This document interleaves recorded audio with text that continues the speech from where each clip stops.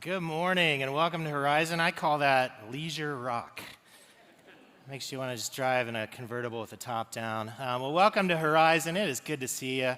We're continuing today through our series called Word Search, where we've been taking a look at the life of Jesus and trying to learn about him and what we believe. And sometimes to an outsider, the beliefs of a follower of Christ can seem kind of confusing, kind of weird even. So we've been looking at Jesus and trying to find some really clear traits of his life, looking in the 4 books called the Gospels that talk about his life. And today we'll be looking at a book called Luke, okay? And the writer of Luke calls Jesus by a lot of names, all right? So we're going to continue our fun crossword puzzle here today. And Luke calls Jesus in the very first verse of the whole book, the day spring.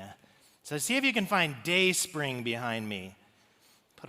Put on your thinking hat. You see it? Where's it at? All right, day spring. Reveal it, Gage. There it is. Nice. You're quick. You win nothing. Good job. Luke continues, and he calls Jesus the Savior of the world. Can anybody find Savior? Third row. Okay. Nice. Yeah. All right, Gage, reveal it, please. There it is. Nice. You guys have drank your coffee today? He continues and he says, hey, Jesus is the horn of salvation. So think horn like signifying, whoo, horn of salvation. Can you find horn?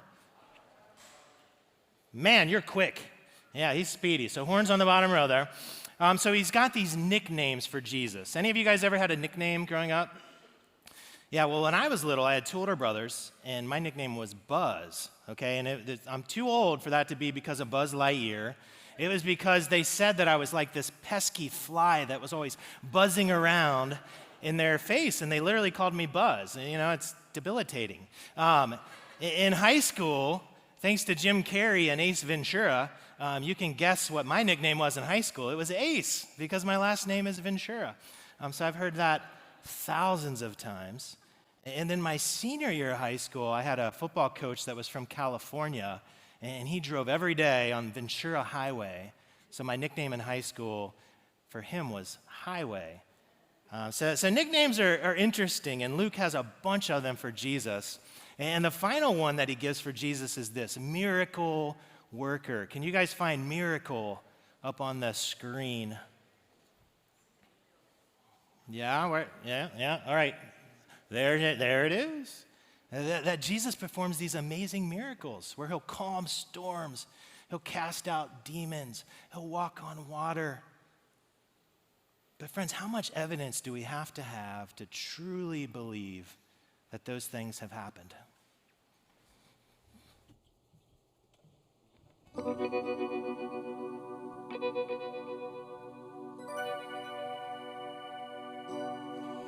You may call it in this evening, but you've only lost the night. Present all your pretty feelings, may they comfort you tonight.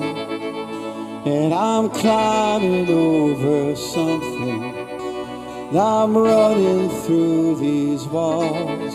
I don't even know if I believe, I don't even know if I believe, I don't even know if I believe everything you're trying to say to me.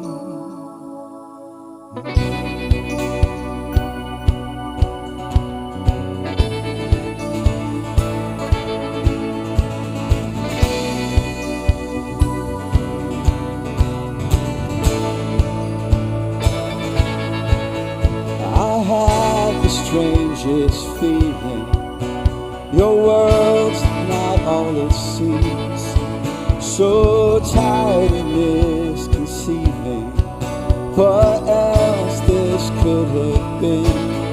I don't even know if I believe, I don't even know if I believe, I don't even plan to say to me anything you're trying to say to me.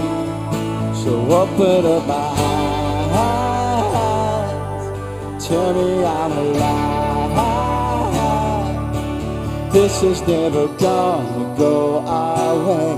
if you're gonna have to take what's on my mind.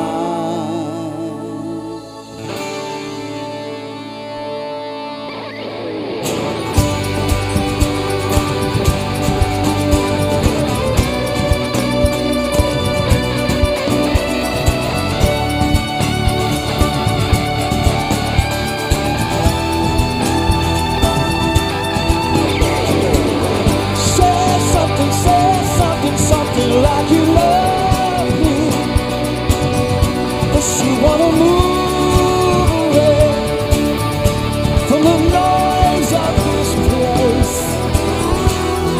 I don't even know if I believe. I don't even know if I believe. I don't even know if I wanna believe everything you're trying to say to me. So open up my eyes, yeah, tell me I'm alive. This is never gonna go our way. If I'm gonna have to guess what's on your mind, so open up my eyes and tell me I'm alive. It's never gonna go our way. Guess what's on your mind? Yeah.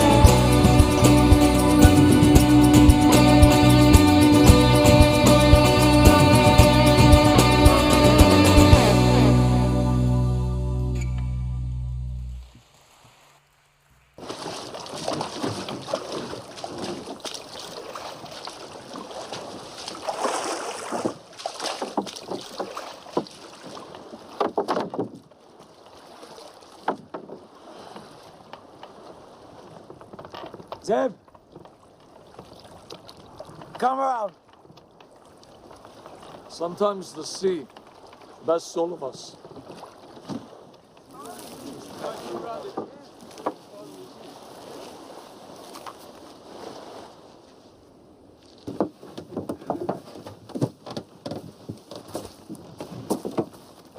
Put that down for a catch. A little farther out. I don't have a quarrel with you, teacher. But we've been doing this all night. Nothing.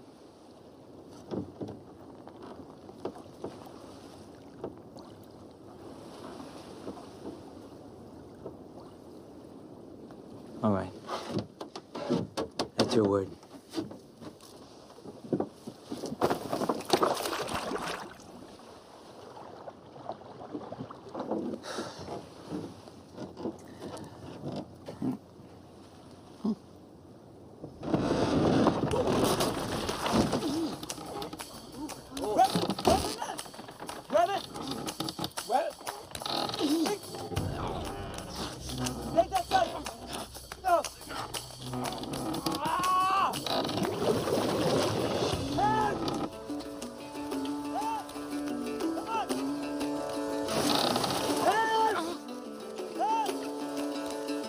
Let's go!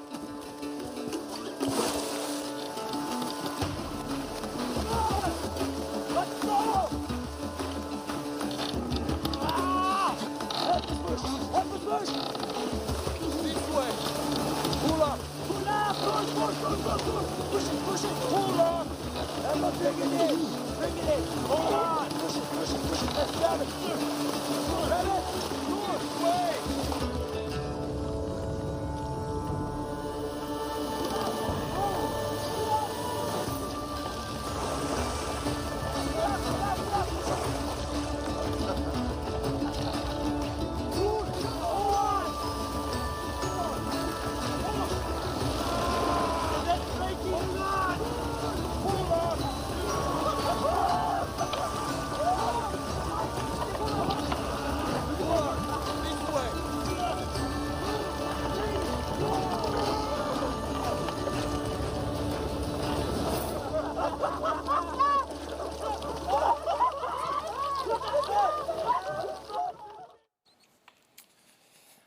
It's a clip from the series The Chosen. And just imagine, okay, so just imagine that's you, all right? You've spent 12 hours Okay, 12 hours through the night in a cold and rickety boat. Okay, you've been throwing that net out time and time again for 12 hours. Your back is aching, your shoulders are sore, your fingers are stiff and they sting because you've just been pulling a net after net after net all night long without one fish. Okay, and then as the sun rises in the sky and you're filled with frustration, you're discouraged, all you want to do is clean your nets and go home and crawl into bed because you got to come back in 12 hours. Imagine just then a man walks up and he says, hey, why don't you put your boat back out in the water and throw those nicely clean nets back out into that dirty pond, right? Like there's a lot of choice words I'd be thinking to say that might get me arrested, but certainly I would be thinking what Kenny just sang. Like, I don't even know if I believe that, right? That sounds pretty unbelievable.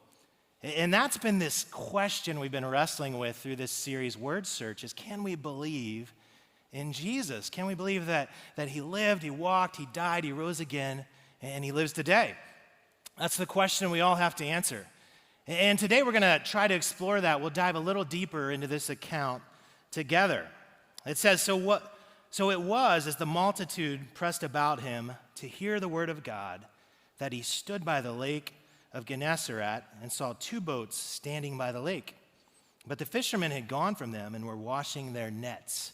So here we meet Jesus, okay, and he's teaching by this body of water, okay, Lake Gennesaret. It's also the Sea of Galilee. And he would often do this because, as you can see, the natural topography creates this natural amphitheater for a voice to carry, right? So he's teaching there like he did pretty often.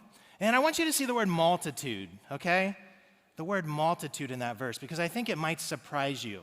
Because I think our culture and our media has done an amazing job of presenting Jesus as kind of weird, right? Like Jesus kind of seems in media like he's like your weird uncle or awkward cousin, you know? Like if he walked in today, he'd be rocking Crocs with socks, you know? Sorry if that's you.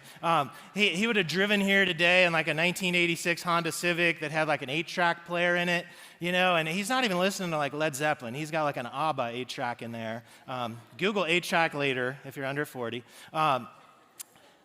That kind of our culture presents him as kind of awkward. And friends, that couldn't be further from the truth. That when you look at the accounts of the life of Jesus, he was a virtual rock star in his time.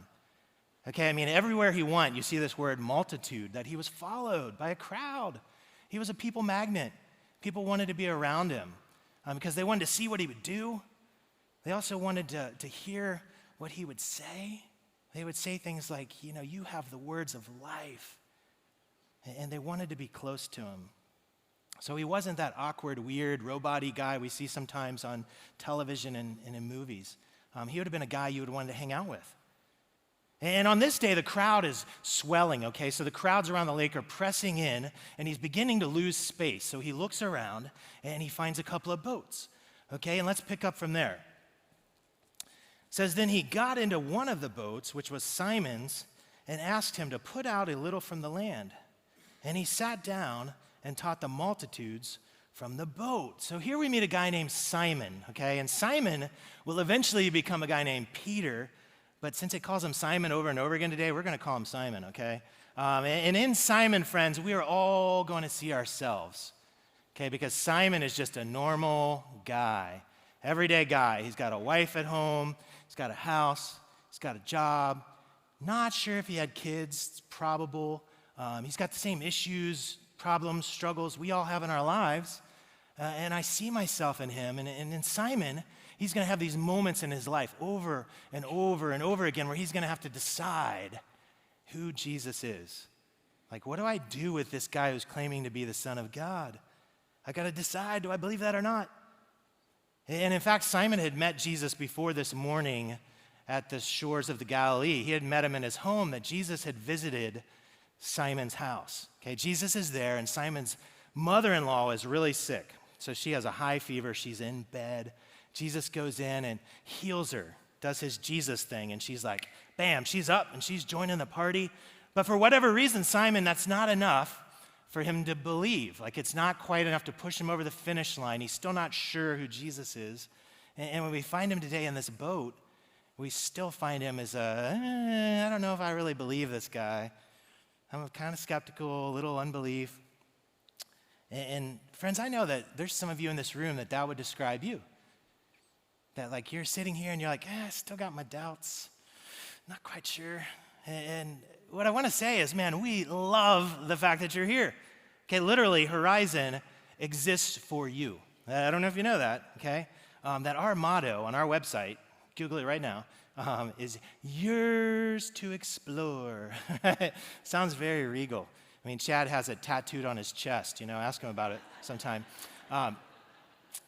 But we love the fact that we can be a place where people can come and just safely explore Jesus and the Bible and faith and life at their own comfortable pace. And I hope you feel that freedom, because that is our hope and our intent. And on this day, Simon feels that freedom. He's standing in the lake, he's washing his nets, and as we read, Jesus has asked him, hey, push out a little bit. Let me teach. Push your boat out a little bit, and I'll teach from there. And Simon's okay with that. He's in for a penny. He's not quite in for a pound yet, but he's willing. Maybe it's like you showing up at Horizon. You're like, it doesn't cost me much. I'm going to come sometimes. Other times I won't. Totally okay. But Jesus isn't going to leave him there. Okay, so Jesus has asked him, push out a little bit. He did that. Jesus is going to go on to ask another question. He said to Simon, hey, launch out into the deep and let down your nets for a catch. So if I'm Simon, here's what I'm thinking. I'm just being honest. I'm thinking, hey, Jesus, this is a bait and switch, because you said launch out a little, and I did that, and now you're saying launch out a lot, launch out really deep in the water. And Jesus, I don't know if you know this, but my nets, they're perfectly clean. And if I'm going to throw them back into the dark and murky waters of the Sea of Galilee, it's going to ruin them. Like, you're asking a lot from me here, Jesus. Yeah, I'm just being honest. You're asking a lot from me. And here's the deal, Jesus. I don't know if you know this. I don't want to be too forward, but Jesus, I'm a professional fisherman. This is what I do for a living. You're a rabbi. You do the God stuff. I'll do the fish stuff, okay? I'm the fisherman, and I can 100% tell you, Jesus, 100%, that there are no fish in this lake around my boat right now, okay? My aching back and my empty nets attest to the fact that there's no fish right here, Jesus. And Simon has this choice to make here, friends, that he's got to decide, like, am I going to believe Jesus? It's going to cost me more than a little, right? The little is pushing out. It's going to cost me throwing my nets back in. And this brings us to our first word of the day, okay? Our first word search of the day. So let's see what it is. It's challenge. That Jesus here is challenging Simon to believe. Challenging him to believe. That as you look at the life of Jesus in the Gospels, he's going to do this over and over again. He'll challenge people, hey, take that next step. Whatever that is for you, take the next step. That he's challenging us to go from the shallow end of life where our feet can touch, and it's fun for a while in the shallow end, like when you're a kid, but like fun in life is found in the deep end, right? He's saying, hey, go to the deep end, like where cannonballs rule, right? And you can do that sweet pencil dive off the diving board. Like, go to the deep end, like it's going to be better. He's challenging Simon here to go from unbelief to belief. Okay, I believe you're the Son of God. But then he challenges him to take another step to what I would call trust. He says, Simon, could you dare to trust me to put your net back in? A whole other step. And if you think about it, friends, like belief is really a thought that exists in our heads, and sometimes it becomes a conviction that lives in our hearts, where trust is an action, right? Think about this. Okay, so it's Saturday night. Let's say you and your spouse, you're like, let's go to the FC Cincinnati game, right? They're undefeated at home. Let's go check them out. But you got kids, and you decide you shouldn't just leave them home by themselves, right? So you're like, let's get a babysitter, and here's the deal. You can believe someone is capable of babysitting your kids, right? You can believe it. You're like, they're not a felon, their car looks safe, and they don't listen to Nickelback, so they're good. We're good. But trust doesn't really kick in until you leave your kids at home with that person, get in your car, and you drive away, right? Like, that's where trust kicks in. That trust is an action, my friends. Let me show you a different way. I got a stool here, right? And this is our bass player Mike's stool, okay? So it's padded, it's very fancy, and I believe this stool will hold my weight because it's a sturdy stool. I believe it, convicted of it. But not until I sat in it. Oh, man, right? Like that is trust, right? That's trust when you actually put your weight in it. Well, friends, this moment right here, this decision where we see Simon deciding, should I put my nuts back in? This decision where you're deciding, should I leave my kids with this babysitter?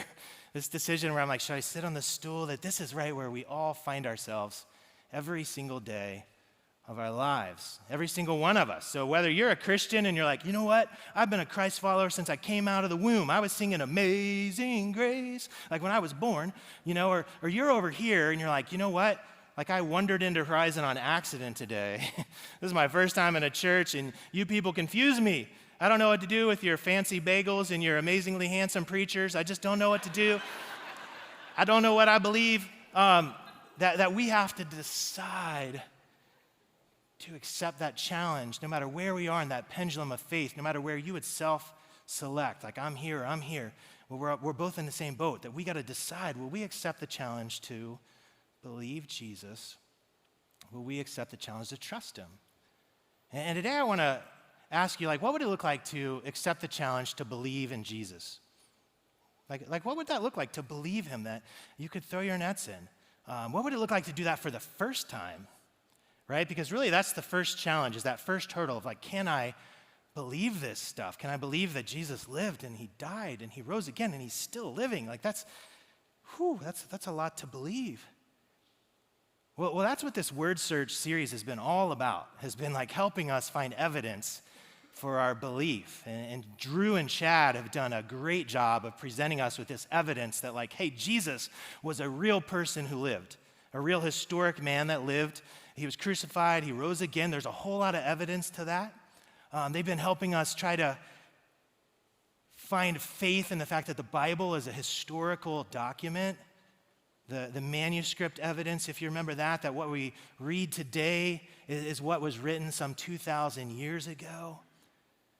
And in fact, today what's fun is we're looking at a book called Luke. Okay, that's where this story comes out of. And Luke was written within 40 years of the life of Jesus, okay? And I know if you're 20, 40 years sounds like an eternity, but for those of us with some gray hair or no hair, 40 years isn't that long, right? Like 40 years ago was 1983, all right? And I was only 7, but I remember in 1983 that Ronald Reagan was president. I remember gas was really cheap, like $1.24, I think was the average. And I remember when Michael Jackson, okay, dropped his iconic album Thriller, all right? Anybody ever moonwalk? Yeah, I had older brothers, so they listened to Thriller all the time. So what would happen today if some kook is like, hey, you know what? I'm going to rewrite history about 1983, okay, and they put out this book, and they're like, Ronald Reagan, he was a flaming liberal president, right? He's so uber-democratic president. And cars used to run on Kool-Aid. They didn't run on gasoline. Like some cars took grape Kool-Aid, some took cherry, some took lime, the foreign ones, and Michael Jackson was like the stud quarterback for the Super Bowl winning Miami Dolphins, right? Like I'm only 7, but I would be raising my hand and being like, hey, that's wrong. I remember all that stuff, and like historical critics from around the world would be saying, no, that's wrong. They'd be attacking this book and this author like toddlers attack a tray of chicken nuggets, right? Like it would just be on. And when you look at the Gospels that were written within 40 to 100 years of the life of Jesus, you look around them at the other writings, the Hebrew writings, the Roman writings, you don't see any of that critique. You don't see people saying, hey, Matthew, Mark, Luke, and John, they're bogus. Jesus never existed. He didn't do this. He didn't do that. He wasn't president, right? You don't see that. So that helps give me confidence. And then as we look at Luke was written by a man named Luke, funny enough. Very creative spelling and naming there. And Luke was a friend of Paul. So if you've ever heard of St. Paul, who wrote parts of the Bible as well, Luke was a traveling companion. And friends, Luke was a physician, okay? And I know we have a lot of physicians here at Horizon, and I've met many of you, fine men and women that serve us so well. And what I would say about physicians is you all can remember a whole lot of stuff, right? Like think about all that a doctor has to remember and recall to get those two little magical letters near their name, right? Like it's far more than us mere mortals ever like read or think about, much less trying to remember. That physicians, you guys are good at details and the minutia. You remember so much. And when Luke writes his story about the life of Jesus, he's going to write it from a physician's mindset. Okay, it's going to be filled with details, very specific names, places, geography. And as he begins to write it, he sets it up this way. So this is the first chapter of the Gospel of Luke. I'll read it and I'll kind of unpack it as we go. He says, "Inasmuch as many have taken in hand to set in order a narrative of these things which have been fulfilled among us." So a whole lot of fancy words to say that, hey, a whole lot of people are already writing about the life of Jesus. That's what he's saying there, okay? Just as those who from the beginning were eyewitnesses and ministers of the word delivered them to us. So he's saying, hey, there were eyewitnesses that delivered to me what they saw. So this thing we're talking about, the miraculous catch of fish, he talked to people that were actually there. And the ministers of the word, those are the disciples. So he's saying, hey, I've talked to the guys that were with Jesus for 3 years of their lives. And I got the details. I got the deets. I took notes. I'm a physician. I'm very on it with the details. And he continues, "It seemed good to me also, having had perfect understanding of all things from the very first, to write to you an orderly account. Most excellent Theophilus." So he's writing this to a friend, "that you may know," and here's where he's going to lay out his hope for Theophilus, which is his hope for us today, "the certainty of those things in which you were instructed." So as you read this, you see a whole lot of very specific words he's saying, right? Eyewitnesses, perfect understanding, orderly account, certainty, that Luke is laying out so many specific facts. And here's an example. So if you go to Luke 3, as he's setting up this chapter, you'll see that when he sets up a new chapter, he'll name, who the reigning Caesar is, who the king is, Pontius Pilate, the governor of Judea, Herod, Tetrarch of Galilee, his brother Philip. He's naming all kinds of things, okay? This is just one little example. And what's happened over the course of history is critics will look at Luke and they'll say, oh, well, he names so many things that certainly he's made a mistake, because clearly he's making this up. And they'll look and they'll find names and they'll be like, oh, that guy never existed. Gotcha, Jesus, right? But what happens, in this case with Lysanias, is for centuries, they thought Lysanias died 40 years before Jesus was ever born. And that was always a little bit of a problem to explain. And then what happened about 150 years ago is that they found an inscription from another Lysanias, who was a third nephew, who was actually ruling during the actual time that Jesus lived in the actual area of Abilene. He was an actual tetrarch. So over and over again, what happens is Luke is confirmed, and the things that can be confirmed have been. And for me, that gives me faith. It gives me some trust that what I'm reading in Luke is true. So for you, maybe today is the day where you accept the challenge to believe in Jesus for the first time. Right? Maybe right here, right now, you're accepting that challenge to believe in Jesus for the first time. That you're like, okay, eventually I just got to take a step and I just got to trust, because I'm never going to get every single thing answered that I need answered. I'm going to have to take a step of trust, and maybe today is that first day for you. Or maybe you're saying, hey, Ryan, that was a long time ago. Like when I made that first step to believe Jesus and to even trust him. That was a while ago. Well, then what would it look like for you to accept the challenge of Jesus to believe, not for the first time again, but for the next time? For the next time. Here's what I want you to do. Okay, I want you to think about that thing in your life right now that's hard. Okay, it's causing you pain, either physical, emotional. Okay, maybe it's an actual physical issue, like an ongoing health problem. Maybe it's a struggle at work with a project, a coworker. Maybe it's a relationship at home. Or maybe it's an internal struggle, a personal one. I'm just sharing this one for a friend. But maybe you've realized that you're a middle-aged, bald, chubby guy, and your best-looking years are far behind you, right? And you don't know what to do with that. You're kind of struggling.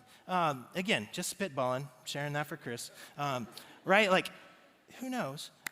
But whatever that thing is for you right now, where you're like feeling like I've been throwing my net out over and over and over again, and I'm pulling it back in, and every time it's coming back empty. And right now I'm finding myself frustrated and discouraged and exhausted. Well, friends, whatever you're thinking about right now in that moment, that's the exact place where Jesus is asking you, he's challenging you, he's saying, hey, could you believe in me in that moment, that thing?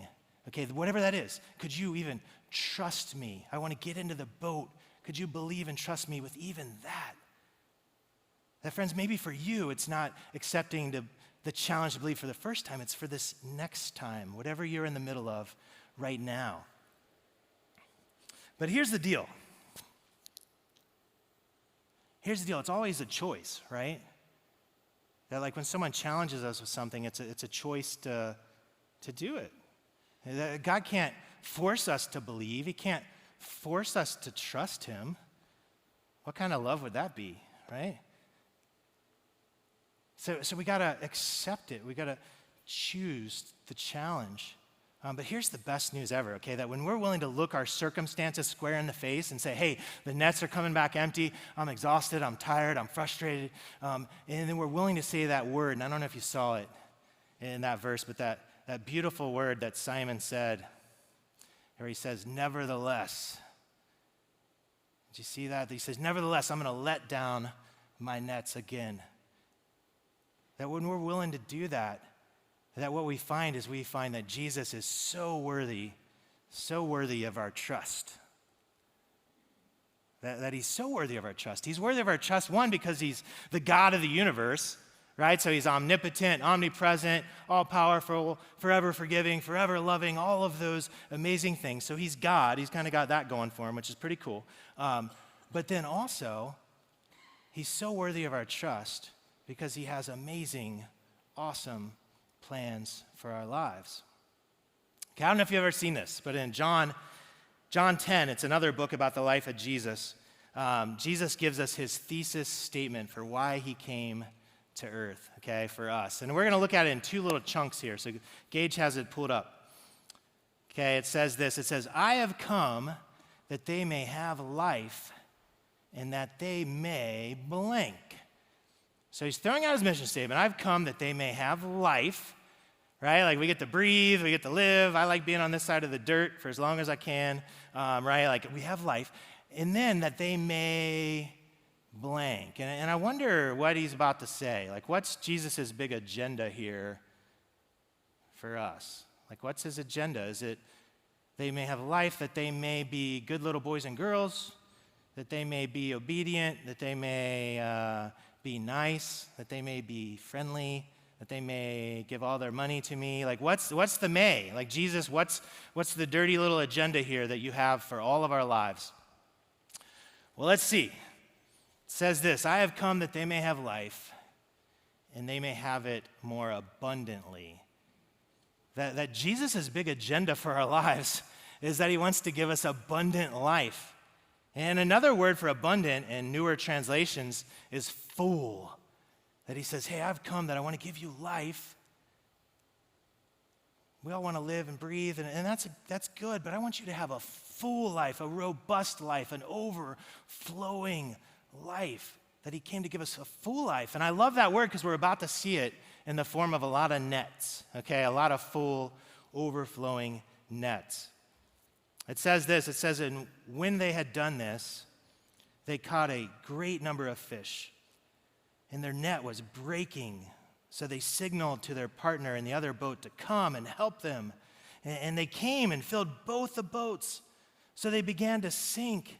And when Simon Peter saw it, he fell down at Jesus' knees, saying, Depart from me, for I am a sinful man. So just imagine, okay? Sometimes we read Bible stories and it just sounds like, it feels like you're just watching a TV show, just like it's fiction.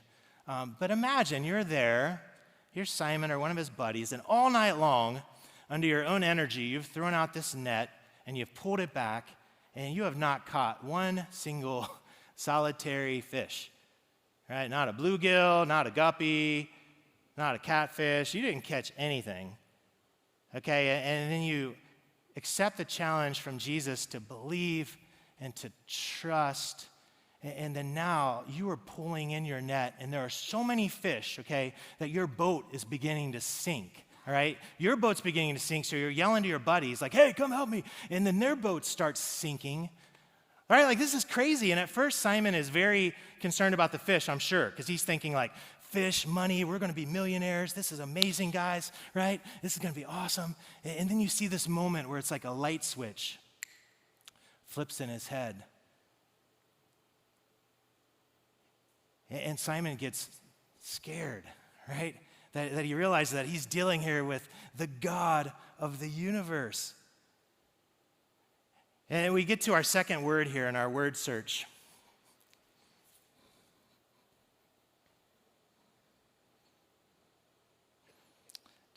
Astonish. So we have challenge and then astonish. That Simon and his buddies are about to be astonished. It says this in verse 9. It says, for he and all who were with him were astonished at the catch of fish which they had taken.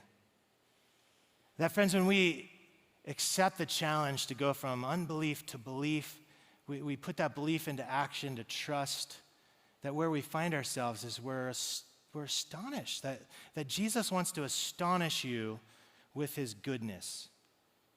Astonished. Now, when's the last time you were astonished? Okay, not by something bad, because we watch the news, even the last couple of weeks in Cincinnati, there's been some astonishingly bad things. But when's the last time you were astonished by something good? Like, don't we all want that? Has it been a week, a month, a decade, ever? Well, I want to be astonished by good things. And here's what it could look like. In the 1850s, there's a guy named George Mueller, okay? And George lives in Bristol, England, all right? And he and his wife, they're not wealthy, but at the time there's this huge problem with orphans, okay? Hundreds and hundreds of orphans around Bristol. So they decide to start bringing orphans into their home. And at first there's a few, and then there's dozens, and they figure out how to build it bigger, they make it bigger, and eventually in their lifetime, they're going to care for over 10,000 orphans in their life, okay? And what's cool is George was a man of faith, so he had accepted the challenge to believe. He had accepted the challenge to trust in Jesus. And what's really neat is he kept this journal, okay? And you can still read it today. It's the journal of George Mueller, where he tells about what happened every day as he's running this orphanage. And there's this one journal entry that's my favorite. Right? There's a day where they wake up, and he's got dozens and dozens of orphans under his care, and he realizes that they don't have enough food to feed them. So just imagine, like your job is the head of the orphanage. You have 60, 70, 80 little mouths that are hungry, ready to eat, and you wake up, excuse me, and you look in the fridge, and there's nothing there. Ooh, man, that's not good. And George has a decision here, and he decides, hey, I'm going to take the challenge to believe, and I'm going to trust Jesus to provide. So he gets all the orphans, and he puts them into the dining hall. He sets them at their tables, okay, and he says, hey, children, just like we do every day, I'm going to pray and thank Jesus for our food. Okay, and this is all in his journal. He prays, dear God, thank you for the food you're going to provide for us. Amen. 2 minutes later, knock at the door. Okay, George goes, opens the door. Guess who it is? It's the baker. It's the baker from Bristol, England. And the baker says, hey, George, in the middle of the night last night, I'm dead asleep. God wakes me up and tells me that I've got to start baking bread right now for your kids. And at 2 a.m., I've never done this. You know it. I've never brought you bread. At 2 a.m., I started baking loaf after loaf after loaf of bread. And George, I brought them. Do you need them? And he's like, yeah, I need them, bad. And he starts feeding the kids. Okay, and the kids start eating. and he's astonished, of course, by the goodness of God, right? Like that's an astonishing thing. It's a documented thing, pretty cool. But God's not done, okay? Because they're eating their bread, they're drinking their water, and then there's another knock at the door. This is starting to sound like a bad joke, right? And he goes and he opens the door, and it's the milkman, right? You got the baker and the milkman looking for the butcher. And the milkman says, hey, George, my cart, it broke down right in front of your orphanage. The axle broke, and my cart right now is loaded with dozens and dozens and dozens of bottles of heavy milk, and I can't fix my axle with the weight on it. Would you take these bottles of milk? Because I don't want to just dump them in the street. And George says, well, heck yeah, I'll take those bottles of milk. And he brings them in, and the children get bread, and they get milk. And today, some 200 years later almost, we can read about this amazing goodness of Jesus, where a man said, hey, I'm going to take the challenge to believe. I'm going to take the challenge to trust. And man, did God show up and astonish him with his goodness. Like, friends, don't you want that in your life? Don't you want to be astonished by the goodness of God?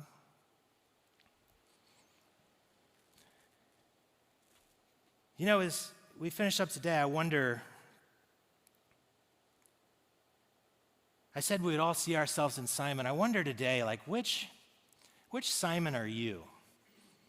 Right? Are you the Simon that it's the middle of the night, you're still in the boat, you're still throwing the net out, you're still trying to pull back something in life that just feels like it's eluding you, and every time the net comes back and it's empty and you're frustrated and you're tired and you're exhausted, is that your Simon? Is that where you sit today? Or are you the Simon where, like, it's daytime and you've pulled your boat into the shore and you've pulled your nets out, and it's frustrating. They're empty, and you're hearing this claim of Jesus, and you're like, I just don't know, Jesus. I don't know if I'm willing to believe and put my net back out. I don't know. Well, I've been in both of those boats. I've been both of those Simons plenty of times. But what I'd say, what if today we left as astonished Simon? Wouldn't it be more fun to leave as astonished Simon, where we've gone out to the deeper waters and we've seen Jesus do amazing things, and we've put our nets back into the waters, we've trusted him? That's the Simon I want to leave as, is the astonished Simon. And I wonder for you, like, what are the deeper waters today? Like, for you, what are those deeper waters? Like, is Jesus asking you to trust him to connect at a greater level here at Horizon? Right? It's a big enough church where it's hard to connect. You got to step out. Like, is it to join a men or women's Bible study? Like this summer in July, we have a captivated women's Bible study that's going to happen, and it's awesome. It's going to be at the Art Museum. You're going to go, you'll look at pieces of fine art and through the lens of the Bible and faith. In the fall, fellas, we have a men's Bible study coming up called Authentic Manhood in October, where a guy named Ken Kington, who's hilarious, will come in and he'll run this 4 or 5 week study on what it means to be a man and follow Jesus. And I'll be hosting a table at that. If you would want to sit with me, that would be amazing. Or maybe the deeper waters for you are volunteering here at Horizon. I don't know if you're aware of this, but our middle school ministry, 5th to 8th grade, has grown by 30% in the last 12 months. So Alex and Ellen, our middle school pastors, are doing an awesome job. We're seeing amazing growth.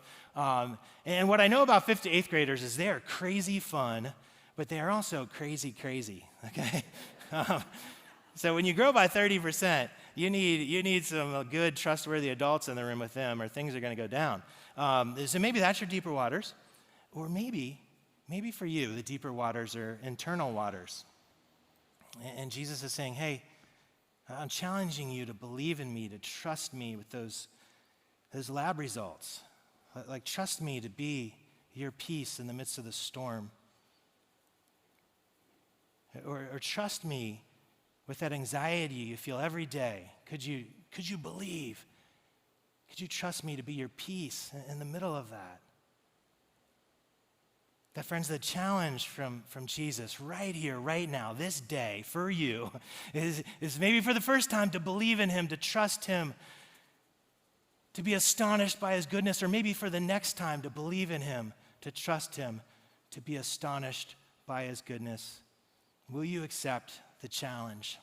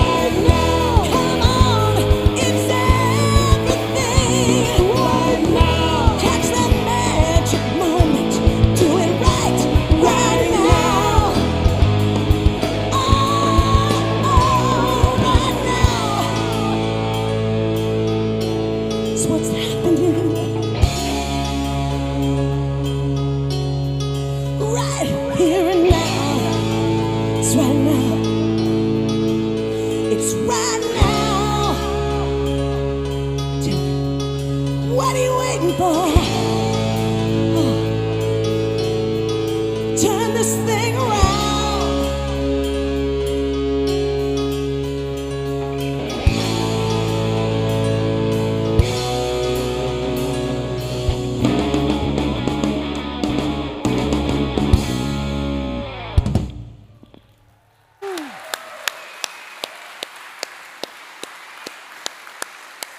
Nice job. Man, who would think you'd go to church and hear Van Halen? I mean, that's amazing. And my day is made. Well, what if today, right here, right now, is your day to accept the challenge from Jesus, to believe in him and to trust him? I hope you'll consider it.